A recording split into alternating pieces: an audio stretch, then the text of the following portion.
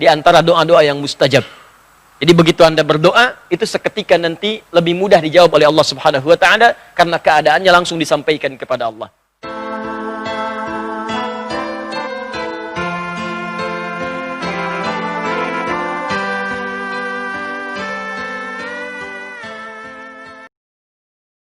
Quran surah 6 ayat 160. Man jaa bil hasanati falahu asyru amthaliha. Siapa yang mengerjakan satu kebaikan bernilai pahala, pahalanya 10 kali lipat.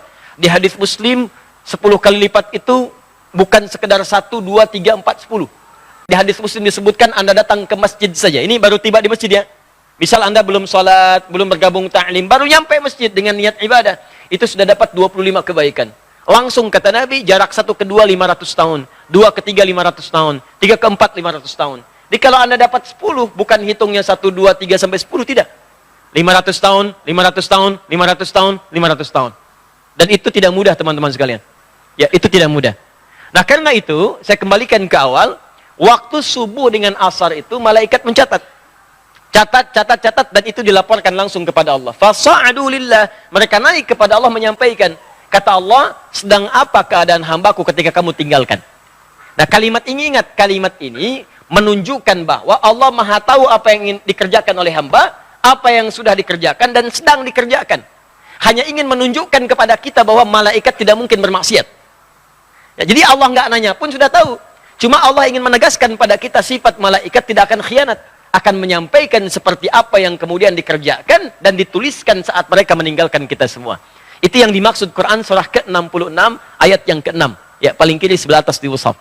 Malaikat itu la ya'sunallaha ma amarahum wa yaf'aluna ma yu'marun. Jadi jangan berharap Anda bisa nyogok malaikat. Ya, malaikat saya mau tiduran dulu sampaikan pada Allah saya istirahat. Tidak bisa. Ya.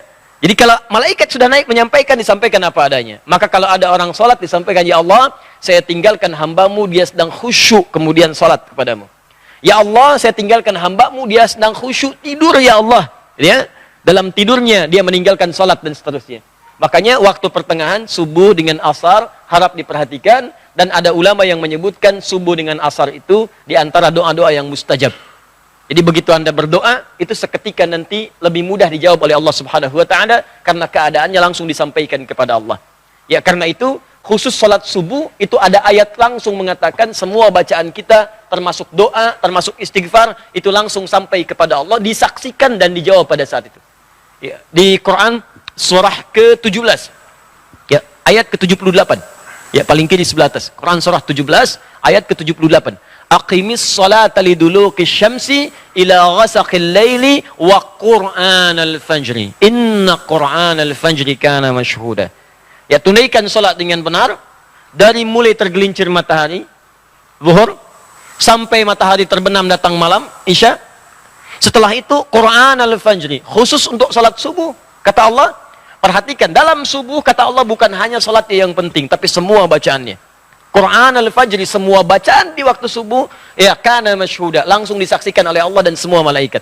Jadi kalau Anda istighfar subuh ya, istighfar. Makanya banyak sahabat Nabi yang saya sampaikan di awal-awal kemarin, ya pertemuan yang lalu, banyak sahabat Nabi termasuk Nabi mencontohkan ba'da subuh nggak langsung pulang. Ya, duduk dulu, zikir dulu, bahkan sampai syuruk. Ya, ada yang berdoa, ada yang baca Quran, ada yang istighfar. Bahkan ada orang yang sebelum subuh sudah datang memenuhi masjid. Ya, istighfar.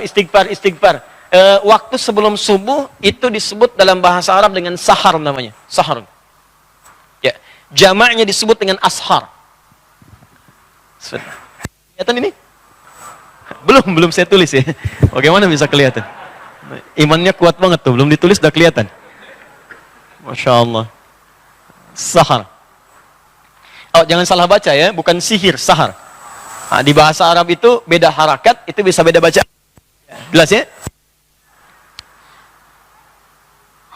Lihat sini, sahar, jami' disebut dengan ashar. Ashar.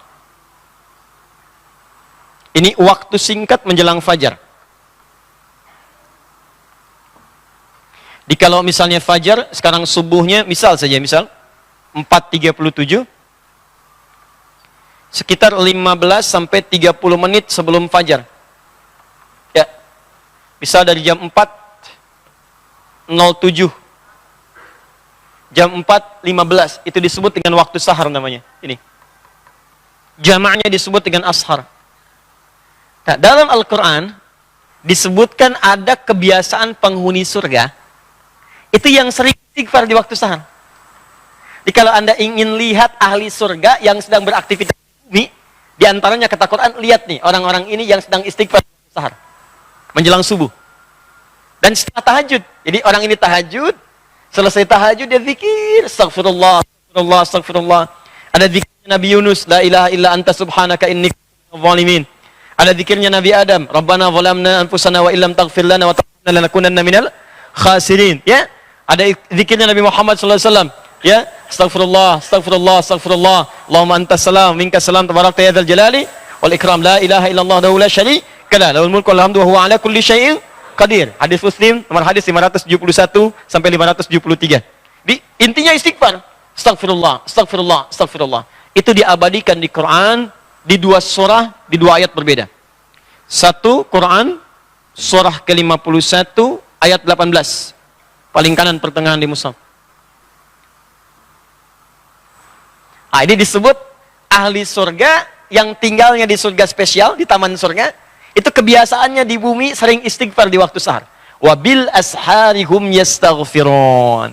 Menjelang fajar mereka banyak istighfar kepada Allah. Ya, Anda bayangkan, saking paham mereka dengan waktu fajar, mereka nggak pengen terlambat. Sebelum fajar sudah datang. Ah, ini bedanya. Ya, maaf ya, saya ilustrasikan begini nih. Kalau ada pembagian sembako, ya, plus dengan uang satu amplopnya 500.000, langsung di masjid ini, pada jam 4.37. Pertanyaan saya, Anda datang jam berapa ke sini?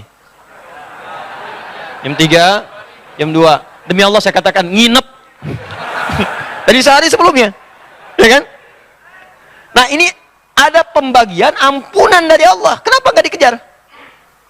Ada barakah, ada rahmat, ada pengabulan doa, ada penghapusan dosa.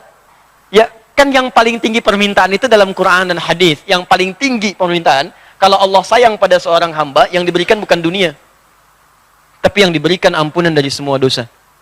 Itu ada di Quran surah ketiga ayat 31. Paling kiri sebelah atas, dengan Quran surah kedua di akhir ayat 222. Qul in kuntum tuhibbunallaha fattabi'uni yuhibbukumullah wa yaghfir lakum dzunubakum. Kata Allah, katakan Muhammad, kabarkan pada umatmu, kalau mereka serius mencintai aku, buktikan cinta itu dengan mengikuti engkau. Ikuti tuntunan Nabi. Dari mulai bangun tidur sampai tidur lagi. Nanti Allah akan berikan cintanya, yuhibbukumullah. Saat Allah berikan cintanya, yuhibbukumullah, apa yang diberikan oleh Allah? Wa yaghfir lakum dzunubakum. Maka yang pertama, mengampuni semua dosa-dosanya. Makanya kalau orang sudah diampuni dosa, berubah dia jadi orang baik. Jadi kalau dosa sudah nggak ada, cirinya, ciri dosa diampuni dan sudah tidak ada, maka Allah akan menjaga orang itu dari perbuatan dosa. Ini mata misalnya banyak dosa. Taubat kita, diampuni dosa mata, maka mata tidak akan bermaksiat lagi. Di begitu akan bermaksiat, dijaga oleh Allah. Tinggalkan. Haram. Tinggalkan. Suara hati kita muncul. Disebut burhan namanya. Ya. Tangan pernah berbuat dosa. Taubat. Nggak akan berbuat maksiat lagi. Dijaga oleh Allah. Ya, maka muncul penjagaan Allah dalam dirinya. Itu yang disebut dengan wa yaghfir lakum dzunubakum. Makanya kata Al-Quran, Allah lebih cinta pelaku maksiat yang taubat dibandingkan orang soleh yang tidak pernah merasa salah. Ayatnya mengatakan, innallaha yuhibbut tawwabin. Allah mencintai orang-orang yang mau tobat. Tobat, tobat, tobat, tobat, dibandingkan orang soleh yang tidak pernah merasa salah. Paham? Nah, ada orang tiap mau subuh datang. Dia ngerti subuh itu banyak nih, didengar langsung oleh Allah, disaksikan. Nggak mau terlambat, kayak tadi, sembako di 4.37, nginep dari malam. Ada orang ingin mendapatkan ampunan Allah, dari sejak malam datang, tahajud, sholat. Bahkan saking pengennya mendapat ampunan, sholatnya serius. Mencontoh Nabi, 1 rakaat sampai 100 ayat. Ya, ada yang 200 ayat, Masya Allah. Ada yang ayatnya aja gitu kan. Terus bacakan, bacakan, bacakan. Begitu datang sahar, astagfirullah, astagfirullah. Nikmat, astagfirullah. Hadis qudsi mengatakan, begitu orang ini mengatakan astagfirullah, man istaghfara liya ghafartu lahu. Ghafartu lahu. Maka aku akan ampuni semua dosa-dosanya pada saat itu. Itulah sahar. Ya, makanya orang ini akan digabungkan dengan orang sabar. kemudian orang yang jujur, orang yang khusyuk dalam salat, orang yang rajin infak, digabungkan dengan 4 golongan ini akan mendapat surga yang terbaik saat di akhirat. Itu ada di Quran surah ketiga ayat 17, paling kiri sebelah atas di mushaf. Quran surah 3 ayat 17.